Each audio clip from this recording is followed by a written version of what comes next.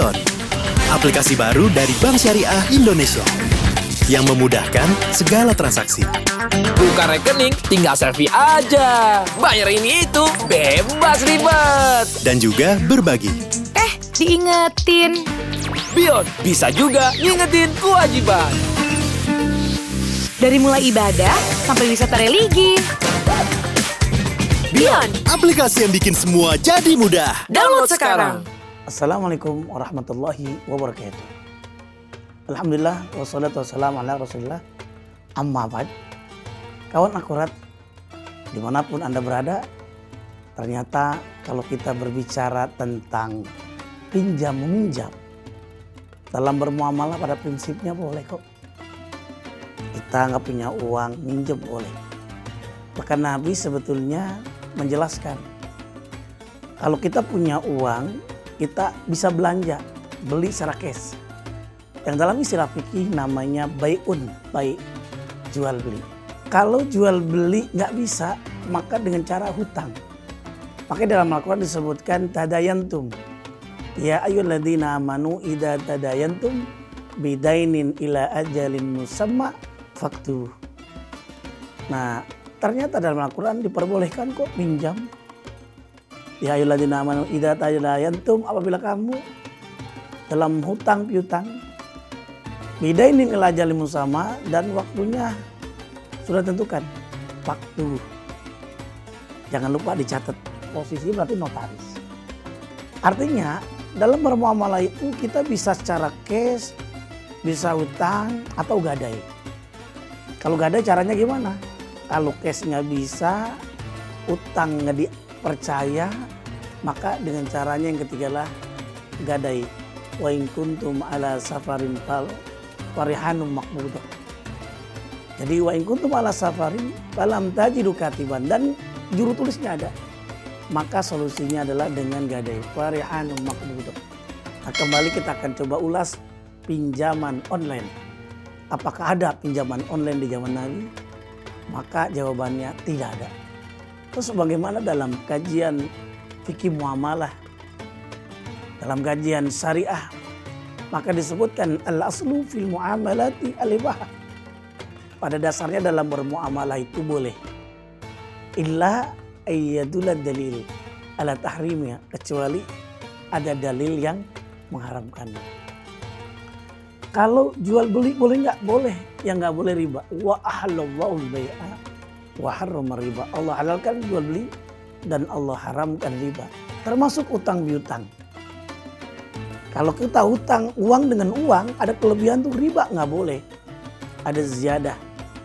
Tapi kalau pinjam 10.000 balikin lagi 10.000 itu boleh.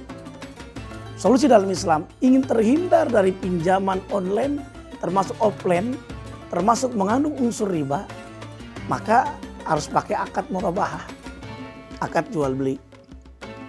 Kalau pinjam uang 10 juta dibalikan 12 juta itu riba. Karena kenapa? Uang dengan uang. Tapi kalau dirubah uang dengan barang, barang dengan uang, itu bukan lagi riba, namanya jual beli. Inilah dalam Al-Quran disebutkan wa ahallallahu al-bai'a wa harrama riba. Allah halalkan jual beli dan Allah haramkan riba. Pinjol itu ada 3. Yang pertama adalah ilegal, pinjol legal, sama pinjol syariah. Yang tidak terdata dalam OJK namanya pinjol ilegal, karena tidak terdaftar dalam otoritas jasa keuangan. Sehingga ini sangat memberatkan orang yang meminjam uang. Terlambat 1 hari, maka aibnya di mana-mana disebar. Dan di media sosial sampai ada yang bunuh diri gara-gara tadi. Kejelekan-kejelekannya tersebar. Ya ada juga bukan hanya pinjol ilegal, pinjol legal. Pinjol yang secara resmi terdaftar di OJK tapi masih berbasis bunga. Ya tadi ketika minjem 10 juta balikin lagi 12 juta, ini termasuk kategori riba. Ada lagi yang berikutnya, pinjol syariah. Pinjol syariah itu apa? Pinjaman online tapi berdasarkan akadnya adalah tadi murabahah. Dengan akad bukan lagi uang dengan uang, tapi boleh jadi uang dengan barang, barang dengan uang. Karena prinsipnya dalam Islam itu yang dilarang adalah ketika pinjol itu sudah terbebas belum dari maghrib. Apa itu maghrib? Bukan maghrib isya. Maghrib itu adalah maisir, ada unsur judinya nggak? Goror, ada unsur kejelasan nggak? Atau tidak jelas dalam produknya nggak? Itu namanya goror, tidak jelas. Riba, apakah perusahaan itu sebagai pengonsumsi atau praktek riba? Kalau tidak ada, maka dianggap boleh. Termasuk tadi, kenapa pinjol syariah boleh? Maka karena ada sesuai dengan prinsip syariah yang ribanya dihilangkan, justru ada aspek yaitu adalah jual beli atau dengan prinsipnya. Kenapa dalam hadis Nabi dinyatakan az-zahab biz-zahab, emas dengan emas, wal fiddah bil fiddah, emas dengan emas, perak dengan perak. Kalau ada ziyadah itu adalah riba. Termasuk uang. Uang 10 juta ada tambahan 20% jadi 12 juta, itu adalah riba. Tapi kalau ingin terbebas riba, dalam pinjol bisa mempraktekkan tadi yang pertama, akadnya adalah akad jual beli. Wa ahallallahul bai'a wa harrama riba. Yang kedua, solusi ingin terhindar pinjol itu, terhindar dari riba, maka bisa juga pinjamannya sukarela dengan akadnya qardul-hasan. Akhirnya dengan sedekah. Sedekah inilah yang menjadikan konsep bahwa pada prinsipnya dengan sedekah yamhaqullahu riba wa yurbis sadaqah. Yang ketiga, bisa juga pinjaman dana kebajikan itu sumber dari zakat.